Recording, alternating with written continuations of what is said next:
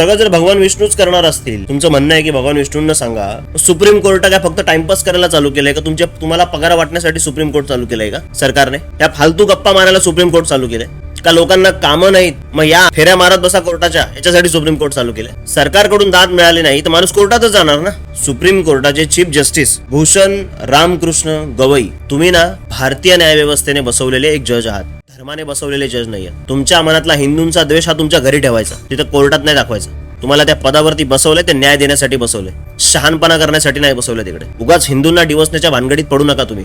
हिंदू शांत आहे, सहिष्णू आहे ना, याचा गैरफायदा घेऊ नका. जर हिंदू पेटून उठला तर काय होतं ना, हे इतिहासाला माहिती आहे. तुम्ही चीफ जस्टिस आहात, तुमचा मान हा भारत ठेवतो, याचा अर्थ तुम्ही काहीही फालतू बडबड कराल आणि भारत सहन करेल असं नसतं. असं होणार नाही, लक्षात ठेवा. विनाकारण नको तिथे बोटं घालू नका, किंवा हिंदूंनी कोणाकडे जायचं कोणाकडे नाही हे तुम्ही नाही शिकवायचं, कळलं ना? आमच्या देवतांवरती बोलायचं नाही, देवतांवरती कमेंट करायचं नाही. देवावरती हात घालाल तर तो हात भाजल्याशिवाय राहणार नाही, एवढं लक्षात ठेवा तुम्ही. आमच्या शंभूराजांनी बलिदान दिलं हिंदू धर्मासाठी, का?